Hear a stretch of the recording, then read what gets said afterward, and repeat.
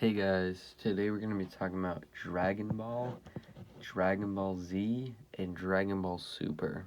So today is another review video. I haven't made any videos that aren't Boruto manga videos in a while. Sorry guys about that.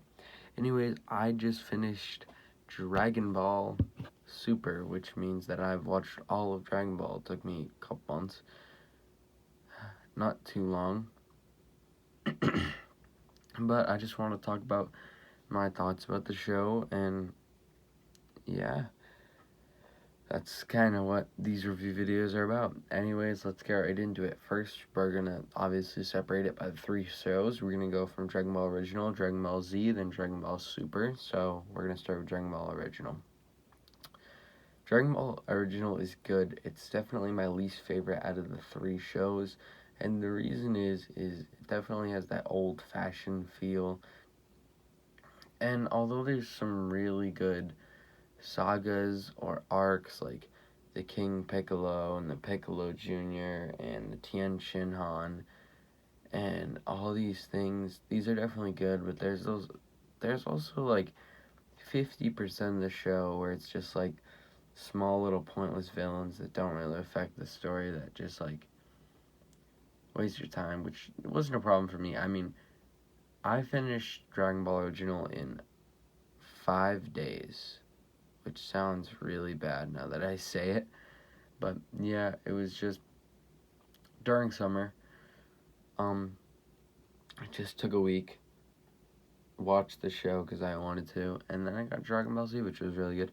But yeah, what I mean by like that just pointless little villains is like, first we got like Pilaf. Pilaf is like the Pilaf saga at the beginning. It's 13 episodes.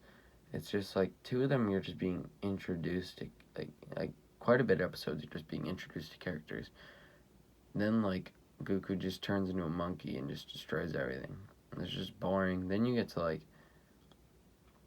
where he trains with Roshi and you meet Krillin and all these things. That's fun. Then you have the martial arts tournament, which is awesome. I loved seeing Goku fight Roshi without even realizing. That stuff's just great. I like the old-fashioned feel in those parts. And then you get to like Red Ribbon Army, and it's like, wow. Small arcs among small arcs among small arcs that don't matter. I mean, the Red Ribbon Army obviously gets brought up again if you've watched the show, but that part's just pretty boring. And then you get done with that, and there's another time skip, and then you go back to the martial arts tournament, which is probably the best aspect of original Dragon Ball, is the martial arts tournament. And you have the Tien Shinhan Saga, which is great because this is the first time that we actually have like a villain that stays throughout the whole series, except for maybe Pilaf, because he comes back in Super and Z, but nobody likes Pilaf, so let's not talk about that. I think Tien and the Crane Hermits and the Turtle Hermits is like just great.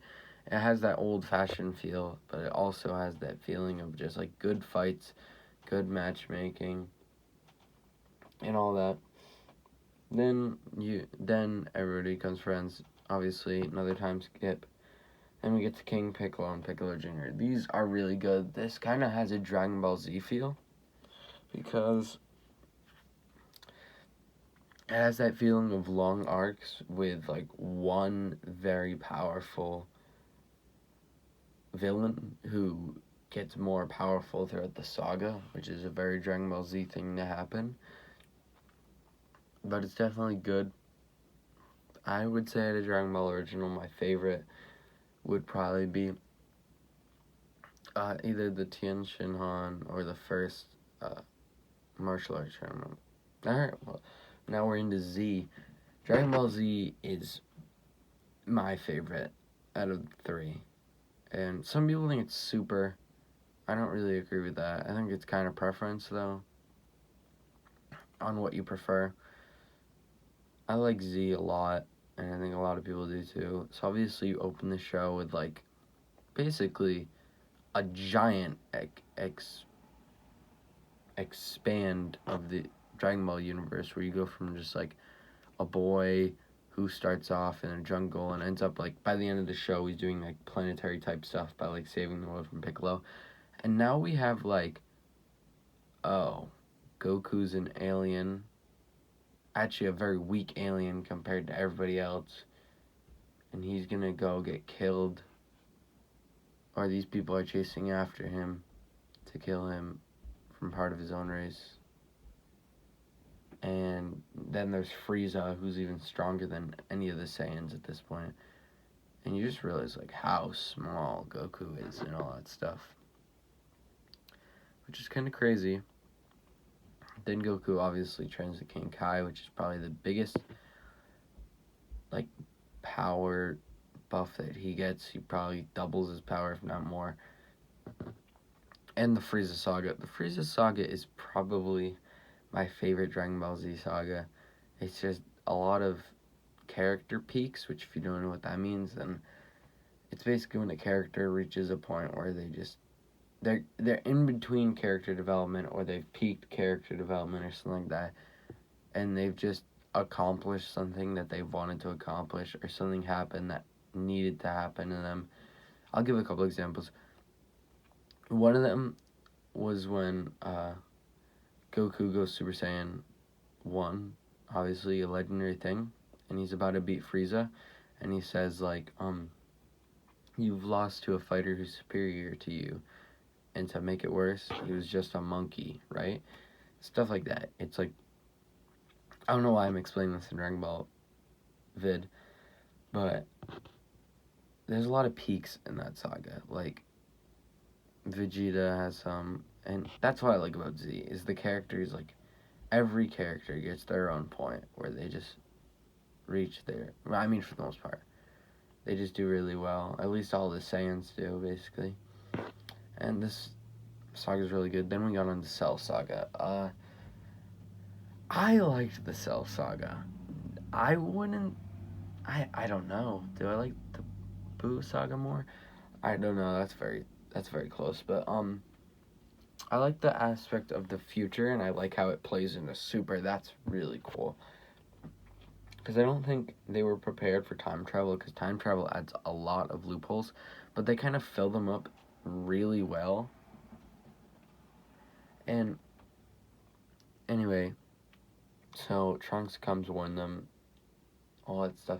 And I like how, like, a simple thing like robots ends up beating these, like, planetary level people, like, seamlessly. And it's just really cool to see, like, technology beat strength and all these things. Super Saiyan 2, Gohan, is pretty cool. I like Gohan quite a bit. I would say I like Goten more. Probably Trunks too. Goten's just a lot more like Goku. And I don't know. Gohan just isn't the same from when he was a kid. And yeah, Goku dies at the end of this. And then we go all the way to the Boo Saga. And the Boo Saga is good.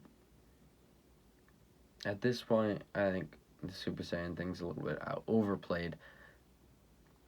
I like how in Super there's more versions. I don't think they're overplayed, but just like Super Saiyan 1, Super Saiyan 2, Super Saiyan 3, the 3-man sagas, it's like, okay, we get it. But I do like how Boo is in Super, and he's actually good, and all that stuff, which is fun. This saga was good.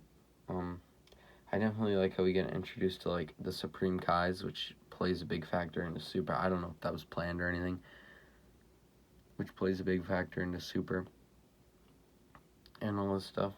Super Saiyan 3, I like the design. I liked how it's actually changed up instead of just, oh, golden hair, you know? And yeah, I don't like how they did a 10-year time skip at the end that they just ignore that would ever happen. Then we get to Super, and Super's really good. First we open with the Beerus Saga, and Beerus and Whis the introduction of angels and destroyers is very good because, like it did with the Saiyan Saga, is it kind of introduces you to a giant expansion, that was the word I was trying to use earlier, of the universe that you don't see in Dragon Ball Original. Like Dragon Ball Original, it's like, okay, we live on Earth. Oh, there's a threat that can destroy Earth. Oh, Goku's stronger than them. But here we see, like, oh, Goku, you're like the strongest guy on Earth. Oh, okay, here's an alien race that can, like, destroy our planet pretty easily. Goku, you might want to deal with that. And here we have, like, the same thing, except Goku's, like, obviously, at the end of Majin Buu Saga, he's more than planetary. Super Saiyan 3 is more than that. And then we just have Beerus over here who can just, like, tap planets away. So it's good to see them fight. Super Saiyan God is my favorite transformation in the show, even more than Master to Ultra Instinct, which a lot of people don't agree with me on. And a lot of people think Super Saiyan Blue is better, or even Super Saiyan Purple in the manga, which I don't know much about. But I just like Super Saiyan God. I like how it's different. You need 5 Saiyans and all this stuff. Then we have Golden Frieza Saga. I don't like this saga. To bring Frieza back is a good idea. But to have a small saga about it, not a good idea. I don't like the short sagas of Dragon Ball Z. It doesn't fit because Dragon Ball Z is very fight heavy. So when you just have the final fight come right along, then you just know that the saga's over and it's just ended. Anyway, that's over. Then Goku trains with Whis. They have the Universe 6 versus Universe 7. This is when we learn there's a lot more universes, which is pretty good. I think that's what we learn. If it's not, then it's the meaning of Super. This is cool. I don't really know what to say. Yeah, we definitely got to see some cool fighters from the 6th universe and how there's, like, Saiyans in the 6th universe, which is kind of cool. And there's Frost from the 6th universe, which is Frieza's counterpart, which is kind of cool to see, like, the multiverse versions of each other. I'm so sad that we didn't see any. I know that the Earth was destroyed on Universe 6, but that saddens me because we didn't get to see any parallels. I know we did with, like, Future Trunks and stuff like that. We got to see the parallels of our characters, but it would have been so cool to see, like, oh, the Goku of this universe is a bum who's not strong at all and never hit his head and got killed. You know, like that type of stuff. But, anyways. Then we get the Tournament of Power, basically, which is a really good saga. It reminds me. I really like Zeno. And I really like Goku's relationship with Zeno. And I really like that if Dragon Ball Super anime ever comes back, or if I ever read the manga, that, like, it allows for a giant expansion of the universe with all this stuff. It's just like we have Zeno, and we have all these universes, and it's like, dude, we fought some of the lower universes, like Jiren's universe, and, like, Universe 6, and they were strong. They almost beat Goku if it weren't for Ultra Instinct, which is literally deity power, and, like, never mind the strong universes. So it, like, just adds up for a great deal of power. Anyway, this is really good. Obviously, we have MUI, good power up. I like this long saga, and yeah, that's the end of the show. The show was great. I definitely like Dragon Ball. It's very fight heavy. It has those long arcs that I like.